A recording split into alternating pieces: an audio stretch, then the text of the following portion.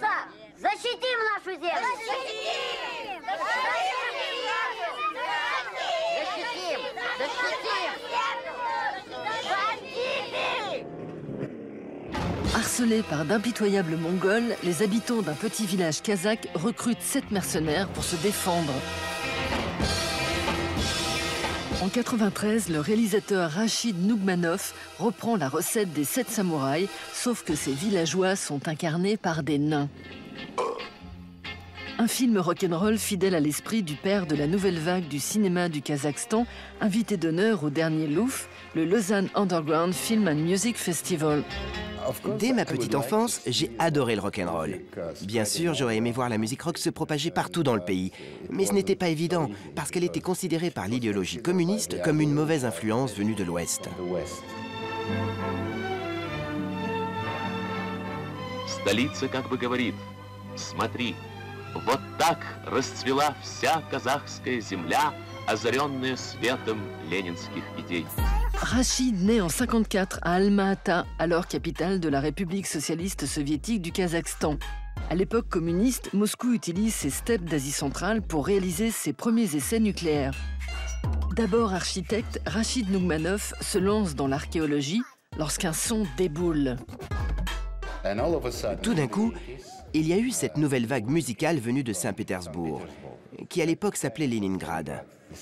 De grands musiciens ont jailli de là-bas, et j'ai décidé que je voulais faire partie de cette scène. J'ai donc décidé d'entrer dans l'école de cinéma de Moscou pour faire un film rock'n'roll. Rachid intègre l'Institut national de la cinématographie fondé en 1919 et considéré comme la première école au monde dédiée au 7e art. C'est là que le jeune Kazakh flash sur le cinéma vérité inventé par Dziga Vertov. Pour le réalisateur russe, la caméra est le prolongement de l'œil. Considérant la fiction comme l'opium du peuple, Dziga prône la non-intervention, tourne sans scénario et sans acteur. Dans L'homme à la caméra, réalisé en 1929, Vertov filme le quotidien des habitants d'Odessa. Le réalisateur glisse dans son film muet le premier making-of de l'histoire.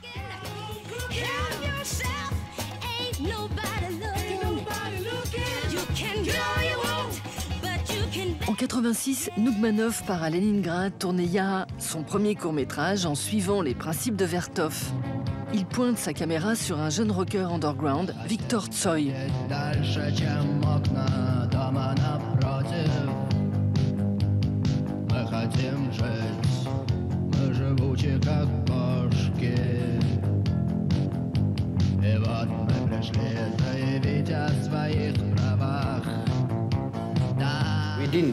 On n'utilisait pas d'acteurs professionnels, on n'utilisait pas de maquillage, on ne construisait pas de décors et ainsi de suite.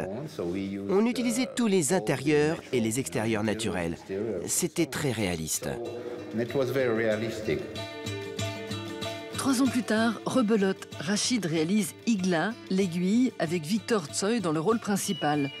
Tourné en partie dans la mer d'Aral, le film raconte l'histoire d'un samouraï errant dans un trip à la William Burroughs. Pour certaines scènes, Nougmanov gratte la pellicule avec une aiguille.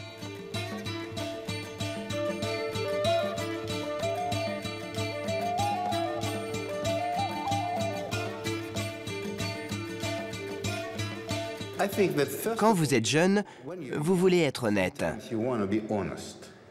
Cette idéologie communiste, qui était imposée à la jeune génération, lui était totalement étrangère. Ça ne leur appartenait pas. La jeune génération ne pensait pas comme ça, il ne voulait pas agir comme ça. Et le rock était le moyen parfait pour rester soi-même.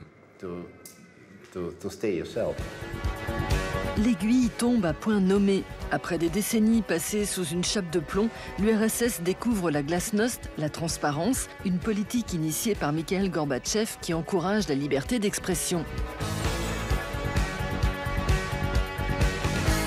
L'aiguille profite de cette bouffée d'air. Le film est vu par plus de 30 millions de soviétiques et fait de son héros, Viktor Tsoy, la première star du rock russe.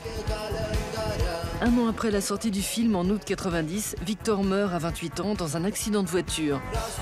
Les fans se recueillent encore aujourd'hui autour de celui qu'on surnomme le Jim Morrison russe.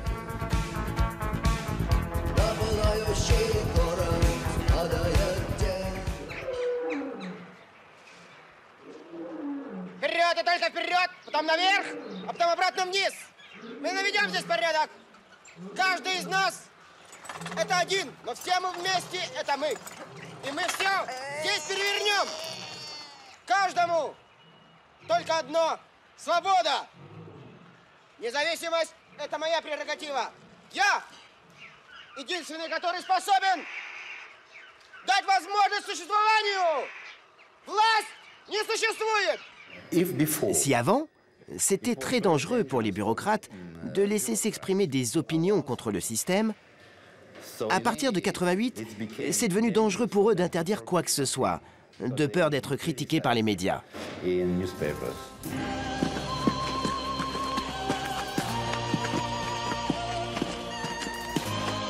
En 93, Nougmanov sort son troisième long métrage, The Wild East, qu'il devait tourner avec Victor Tsoi, fan de samouraï. Inspiré librement du film d'Akira Kurosawa, avec une touche de Mad Max, L'Est sauvage raconte l'histoire d'un petit village kazakh menacé par une armée mongole. Une parabole à l'époque sur l'avenir du Kazakhstan.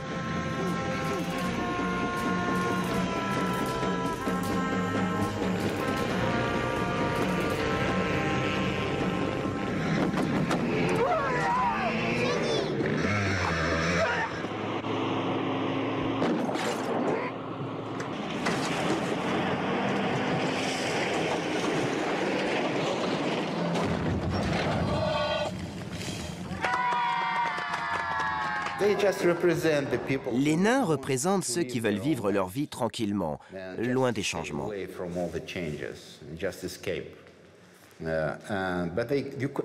Mais on ne peut pas fuir. Quand on vit dans un pays qui s'effondre, on doit participer au processus. Vous ne pouvez pas rester à l'écart, parce qu'ils vous trouveront de toute façon et vous tortureront. Vous devez prendre les armes et prendre parti et faire quelque chose de votre vie. On ne peut pas vivre sur la planète Mars. Depuis 91, le Kazakhstan est indépendant mais dirigé d'une main de fer par le même homme, Noursultan Nazarbayev. En 95, Rachid quitte le cinéma et son pays pour créer une opposition en exil. Après des années de lutte, il souhaite tourner à nouveau. Son prochain film, la véritable histoire d'Attila, le roi des Huns.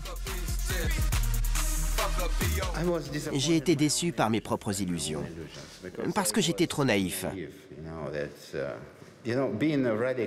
Être un radical, ça ne veut rien dire.